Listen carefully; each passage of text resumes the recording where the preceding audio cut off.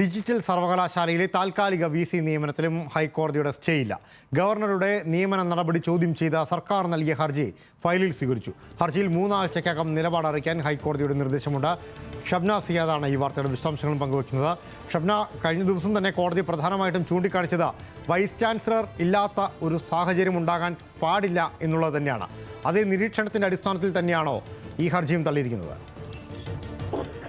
തീർച്ചയായും. കാരണം ഇന്നലെ തന്നെ മറ്റൊരു ഹർജി, അതായത് ഈ ഗവർണർ VC നിയമിച്ചത് ചോദ്യം ചെയ്ത് സമർപ്പിച്ച ഹർജി സ്റ്റേ അനുവദിക്കണം എന്നൊരാവശ്യം ഇന്നലെ കോടതി അനുവദിച്ചിരുന്നില്ല. ഇന്നിപ്പോൾ ഡിജിറ്റൽ സർവകലാശാലയുടെ VC ആയി ഡോക്ടർ സിസ തോമസിനെ നിയമിച്ച ഗവർണറുടെ നടപടി ചോദ്യം ചെയ്ത് സർക്കാർ നൽകിയ ഹർജിയിലും ഇതേ ആവശ്യം തന്നെ ഉന്നയിച്ചിരുന്നു. ഈ നിയമനം സ്റ്റേ ചെയ്യണം എന്നായിരുന്നു ആവശ്യം. ഇൻഫർമേഷൻ ടെക്നോളജി വകുപ്പ് സെക്രട്ടറി ആണ് ഇത്തരം ഒരു ഹർജിയുമായി സർക്കാരിന് വേണ്ടി ഹൈക്കോടതിയെ സമീപിച്ചത്. എന്നാൽ ജസ്റ്റിസ് സിയാദ് റഹ്മാൻ ഈ ആവശ്യം നിരസിക്കുകയാണ് ഉണ്ടായത്. സിസ തോമസിനും ഗവർണർക്ക് നോട്ടീസ് അയക്കാൻ കോടതി നിർദ്ദേശം നൽകിയിട്ടുണ്ട്.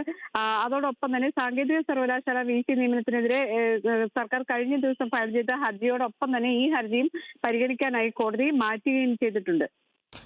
ഷബ്ന സിയാദാണ് ഈ വാർത്തയുടെ വിശദാംശങ്ങൾ നൽകിയത്.